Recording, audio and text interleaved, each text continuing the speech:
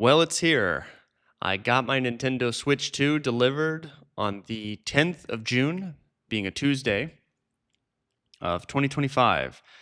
And then on the 11th of June, which would be a Wednesday, I took the afternoon off and decided to just hang out, play some Mario Kart, see what's going on.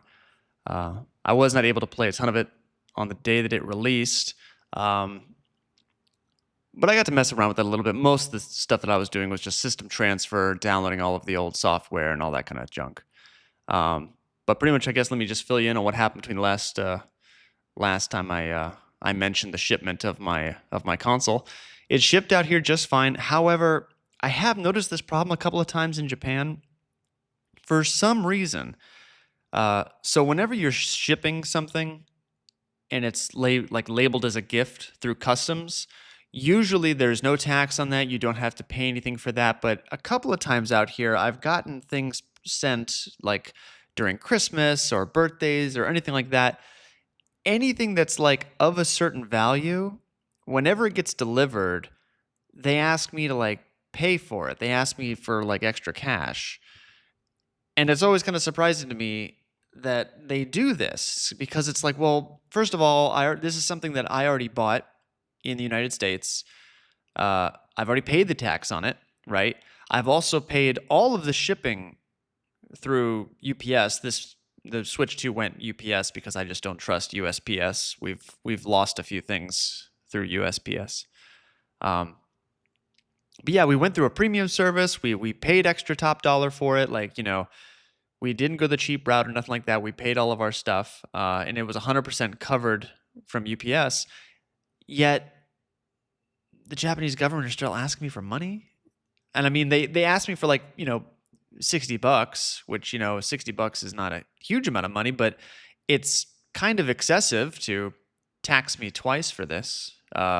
Anyway, kind of weird. We're going to look more into it and find out what's going on with that, see how we can maybe get around that in future. But despite all of that, it arrived on time. I did have to sign for it. It was great. Everything was still there. Nothing was touched. Nobody opened it up and, rummaged through the packaging or nothing like that. It all came totally fine. So I pretty much, because we had to sign for it, they ended up calling us because we were not home. And they said, they called my wife and they said, hey, we've got a delivery here. When are you guys going to be home so we can bring it by? And we were actually just down the street at work, and my wife said, oh, can you just bring it down the street and we'll just sign for it there? And he said, sure. And so she just told me, oh, the guy will be here in 10 minutes with your Switch 2. And I had no idea that was happening. So I was super excited then. I was like, really? Wow. That is one of the cool things about Japan is that the local delivery service, so just like the JP Post, as well as Sagawa and Yamato, which are the two primary, like kind of like your UPS and FedEx out here, like your private delivery services. If you just like call them, they will bring the stuff to you either like wherever you are or just like later on. There's been a few times when like we've not been home and there's no more delivery boxes, and they'll leave a little slip in there and there's like, hey, give us a call whenever you get home. And we call them and we're like, hey, we're home now. And the guy's like, oh, we can bring it by right now if you want. It's like, it blows my mind. Like, wow.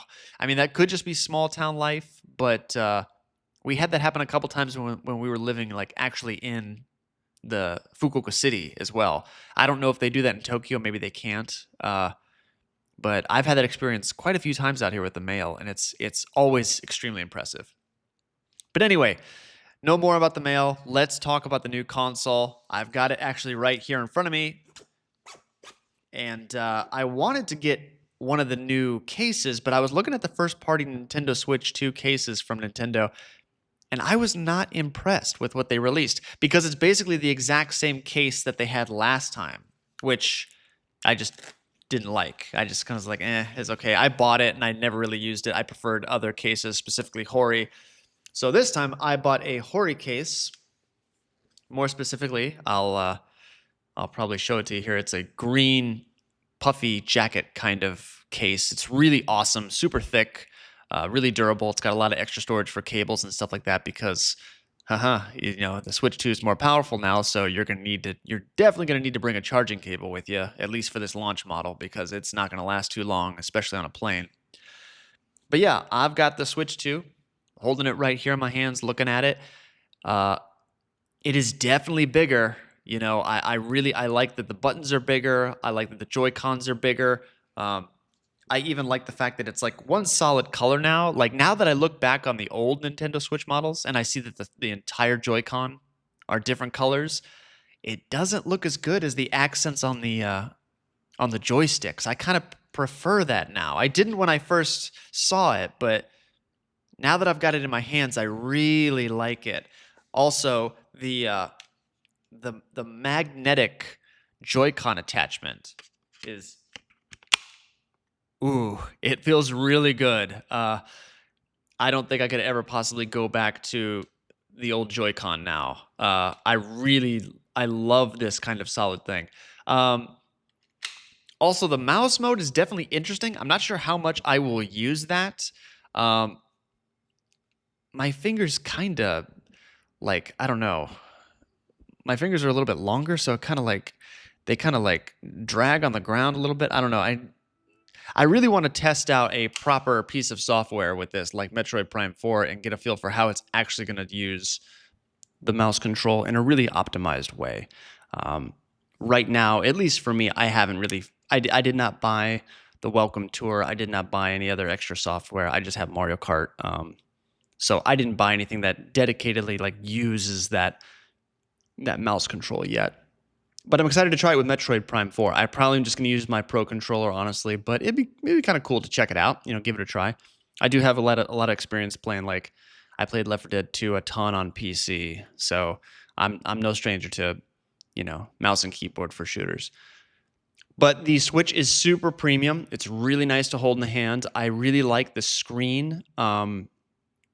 It is not OLED like everyone has pointed out, but honestly, I think it looks great. I think it looks fine. The bezels could be a little bit smaller. Hopefully, like the next iterations of that will be improved.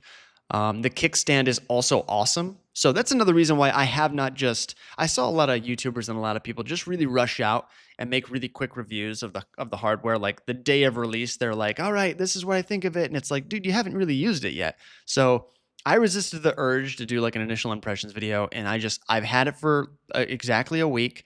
I've been taking it to work. I play it on my lunch breaks. I brought the little Joy-Con controller grip that comes with the console, and I use the little kickstand, and I play it on lunch. I've played a little bit of Mario Kart at work. I've played some Breath of the Wild at work, the Switch 2 edition, and I've also played a little bit of Wind Waker, and I've just kind of been jumping around, just trying out all the old and some of the new software, and it's been really great.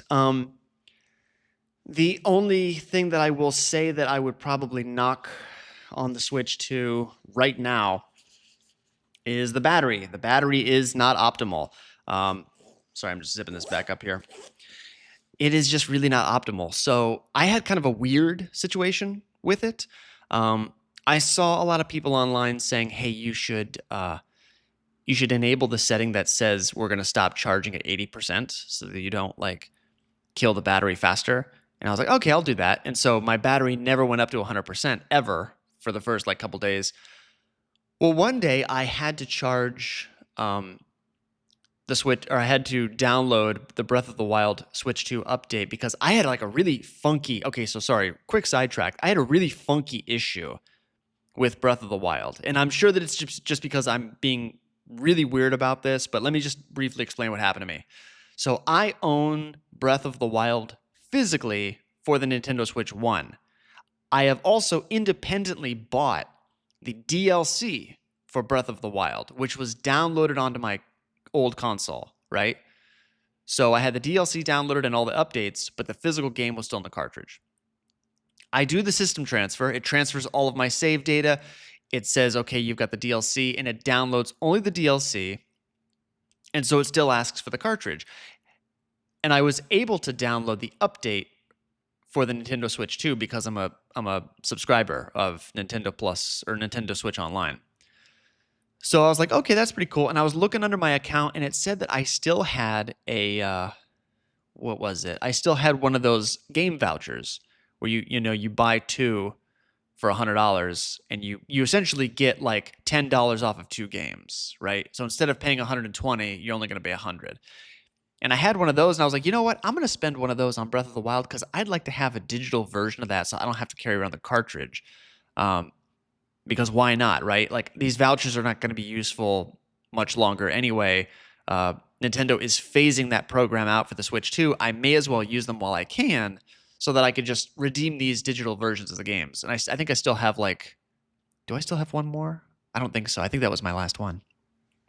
But anyway, I hit redeem and I try to download it, but there is no download option in the eShop anymore. So I redeemed it on the Switch, and then it was like, okay, and I expected it just to start downloading like normal. But according to my Switch, it was already downloaded because I had the DLC. So the Switch 2 got really confused, and I was like, okay, well, let me just go back to the eShop and re-download it. And it's like, okay, well, that option's not there anymore. I couldn't find it. You have to go to the virtual card thing to re-download stuff. So I was like, okay, fine. I went to the virtual card icon on the bottom of the screen, and it said that both were already downloaded. And I was like, but it's not, because when I put my cursor on it, it shows an empty cartridge slot because it needs the cartridge to play the game. So I was like, how do I like literally Nintendo, I can't download my game. It won't let me download this title. And I was like, okay, what do I do? So the only thing I could think to do was to completely delete the game. Not the save file, but delete everything off the console. Delete the icon, delete the DLC, delete it all. I did that, went back to the virtual console thing. Then it was like, okay, do you want to download all of this stuff? And I said yes. It downloaded everything. After it was done, it said that it was only the Switch 1 version. So I had to then go into the eShop and verify my membership again, read down the Switch 2 patch, and then finally I had the whole thing on my Nintendo Switch 2. Oh, it was like, that was super complicated, Nintendo. Why'd you make me do that? So in essence, one of my biggest complaints about the Switch 2 is that they have totally deleted the re-download option in the eShop in favor of this virtual card thing. And that already gave me some trouble just now. So I'm not the biggest fan of that right now. But anyway, what was the other thing I was going to talk about before this? Oh yeah, the battery thing. So while I was downloading the Switch 2 update, it was like at 97%, but I got to go to work. Now, thankfully, one of the coolest things about the system transfer is that it transfers literally everything, even your Wi-Fi saves. So when I did the system transfer, it automatically reconnected to all of my old Wi-Fis, like even the stuff like back in Kentucky or like even in Hawaii, like my old stuff. And I was like, oh, perfect. My work Wi-Fi is already here. I don't have to do anything. I'll just bring this to work. It'll finish downloading the last 3% and it'll just be done. Well, for some reason, when I left, it was like I don't know, 82 or 84% when I pulled it out of the dock. I put it in its case, put it in my backpack, took it to work. It was in the Wi-Fi zone as normal. When I got to work, I made sure that it was on, made sure that it was connected to the internet, and it was just downloading really, really slow. At some point, the downloading just kind of stopped. Like it just decided not to download anymore while it was in sleep mode, but it kept like searching for an internet signal. So about an hour later, I was like, okay, I'm just going to check on the Switch 2, just make sure that's downloaded and it's all good to go for lunchtime. I came back to my Switch and I had 20% battery and the game didn't download. And I was like, what is this? So I just shut it off and I tried to charge it, but when I used just a regular charging cable, it was so slow charging. And it was kind of crazy because I connected it to the internet, I put it in a better spot next to the Wi-Fi, plugged it up to the wall, so I was charging it while downloading, and I was literally charging it and losing battery. It went from 20 to 19 to 18 to 17 while it was plugged up to the wall. And I was like, this is not good. So this thing must really suck a lot of power because my basic, USB-C to USB-A cable won't do anything. And there was no power brick because we've got tables and desks and stuff here at this location that are just the wall outlet is just a USB outlet. There's no physical like power brick. So I was like, well, I guess I gotta buy like a first party or just a beefier power brick to plug this into. Like I need a stronger charger for this bad boy because wow, this thing is just dying on the vine here. So those were two kind of weird things where I was like, okay, those are kind of strange hiccups. I'm sure those will probably be ironed out in the next like 6 months or so. And I'm sure other people have probably had this issue too. But those are just two things that I've never heard anybody else complain about that I personally had issues with. Very, very strange. Aside from that, physical hardware of the Switch is fantastic. I love the Switch 2's hardware. It feels so much more premium. It is the nicest hardware Nintendo has ever put out. This feels really, really great. I know it's popular right now. I see a lot of people online, crapping on the Switch 2, being like, this is crap, this isn't great, Steam Deck's better, and it's like, I don't think you were. This thing could do anything, and I don't think you'd like it. You're just trying to get clicks here, buddy. I get it. If you don't like it, you don't like it. That's fine. But this thing is pretty nice. It's not that bad. Like it's not as bad as you're making it out to be. I mean, it's got a 120 hertz screen. Like, come on now. Like, come on. Anyway, console itself is great.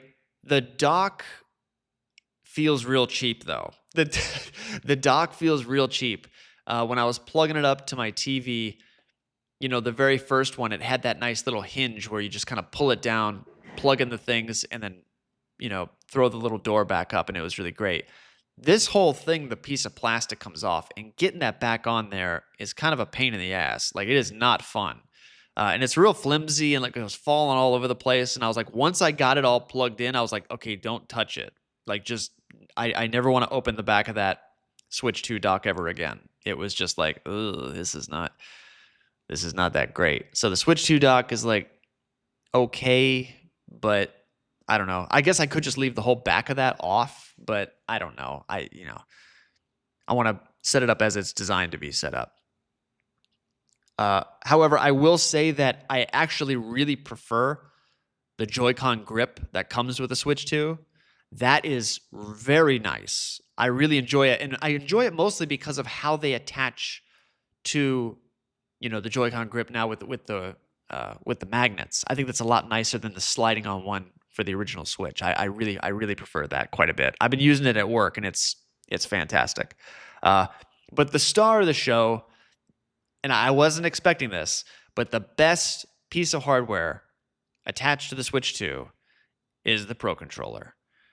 I was a huge fan of the Pro Controller for the original Switch. I collected a lot. I think I have every single special edition except for the Xenoblade Chronicles 2. I was in Hawaii at the time, and it was just impossible to get a hold of. We just did not get a lot of units in Hawaii. Now that I'm in Japan, and those things are a lot easier to get. Out here, from what I've noticed in Japan, when they release a Pro Controller, at least from Nintendo, they sell it for like 6 months to a year. So it's like, it used to be when it would come out, I would be there on opening day, quickly buy it. Okay, I got it. Because in Hawaii, if you didn't get it in like the opening weekend, you weren't going to get it. They just don't restock. All they have is just the regular one. But out here, it's like you could walk in right now and get the Zelda Tears of the Kingdom one is still on sale. The Splatoon 3 is still on store shelves. Like, it's not hard to get those. And I was really paranoid when I first lived out here because I was like, I want to finish the set. I want to get all of them because they don't make them too often. But they were pretty easy to get. I didn't have to fight anybody for them. They're just there. So I was like, okay, well that's nice. But I would say that even though my love for the original Switch Pro Controller was like top tier and very, very high, the Switch 2 Pro Controller is even better, which is crazy. I thought it was just going to be like the exact same, but it's better somehow. Somehow it's better. And you can't describe it. I can't describe it to you like in audio or even video. You just got to get your hands on it. So if you're thinking about getting a Switch 2 eventually, and you're primarily going to only play on TV mode, you got to get a Pro Controller. At least just get one. It's so good. It's definitely worth the investment. Like when Metroid Prime 4 comes out, I am only going to play that thing with that Pro Controller because it's just perfect. I love it so much. As far as the micro SD card Express is concerned, it's kind of like the same thing. I get that it's faster, but my main complaint right now is that they only launched with like, one size. Like I know that there's like a terabyte one out there somewhere, but in Japan, forget about it, dude. I can't find that thing. Like, and I don't. That brand may be trusted by people, but I've not heard of it, and I've been burned by buying like, third party, storage and stuff. So I just was like, I'm just gonna buy only SanDisk. I'll just wait for SanDisk to put out, a 500 gig or a terabyte gig SD card. Eventually, I'd like to get it a 1 terabyte. But yeah, it's unfortunately more expensive, but it works great. Everything that I've played off of the micro SD card runs just as well as the stuff on the hard drive. So, I mean, I guess really no complaints there. And finally, my last little bit of review here would be for the GameCube controller from NSO. That thing is really solid, but I will say it is not as good as the Pro Controller. Like, I love the GameCube so much. I'm so excited that it's on NSO now. But I will say that, I started playing Wind Waker with the Pro Controller, and it was really solid. I was really enjoying it a lot. But I will say that I started playing it on the Pro Controller, and I think it's better. It's more fun to play with the Pro Controller. So while I love that NSO GameCube controller, it's so well built. It's like, it feels just like the old GameCube, controllers used to feel back in the day. I'm really glad I got it. The Pro Controller is better. So, to sum it all up, if you're thinking about getting a Switch 2, or you're on the fence about getting one, and eventually you're probably gonna, dive into it, but you don't want to spend a lot of money, I'd get the console without the bundled game. So just get it by itself, and then just get a Pro Controller. I don't think you need the expanded storage right now unless you've got a lot of digital games, but hopefully by then storage will be a lot easier to find, and it'll be like a little bit less, costly. But I mean, the 256 card that I've got was $60. So, I mean, that's not crazy. Yeah, I don't know. It just depends on your situation. If you've got minimal games, or if you don't have a Switch 1, then I wouldn't. But if you're like my buddies that have other Switch titles, then I would just go ahead and spring for a micro SD card Express. Just, why not? Just go grab one. Overall, I could not be more impressed with the hardware this generation. Later on, I'll have, a thoughts and impressions, or a review of Mario Kart World and all of that kind of stuff. But right now, I just have been kind of focusing on what's day-to-day life with the Switch 2 like, taking it with me, playing it on the go, playing it on the TV. I do have a 4K TV, 60 hertz. It looks gorgeous on there. It works really, really well. Yeah, I don't have any complaints yet. I have not experienced any stick drift. It runs totally great and fine, no problems there. I don't know. It's just fantastic. It's a really premier product from Nintendo. I was not a big fan of like the Wii generation. The Wii U was better in my opinion, but the quality of the Wii U versus the quality of the Switch 2 is just dramatically different. It's totally different. Like I said, once you get it in your hands and you can check it out, hopefully Best Buy and Target will have some kiosks available later this year where you can actually go and get your hands on it and check it out. But chances are, if you're listening to this, you probably already got yours. But anyway, that's just kind of my quick thoughts on the actual physical hardware that Nintendo has released. I did not get a camera. I'm not into the camera. I'm sorry. I'm just not going to, I don't know. Some people I know bought cameras just because it's got Nintendo written on there, but I'm never going to use that. Like, unless freakishly, like, my buddies, like, back home all buy Switch 2s and they all buy cameras, like, hey, man, you got to get a camera. Like, if they do that, then I'm like, Okay, I'll do it. But chances are I'm going to go through this entire generation with no one to play with online or to use that camera because once again I'm kind of lonely out here in Japan. So really no need no need to get a camera. But yeah, overall good stuff. I'm excited to see what else they got because they're going to put out some weirdo stuff like Labo or Mario Kart live circuit like they did with the Switch. Like there's going to be some more weird stuff that Nintendo's going to put out. This is not the last we're hearing of their hardware team. So, but anyway, that'll about do it for me for today.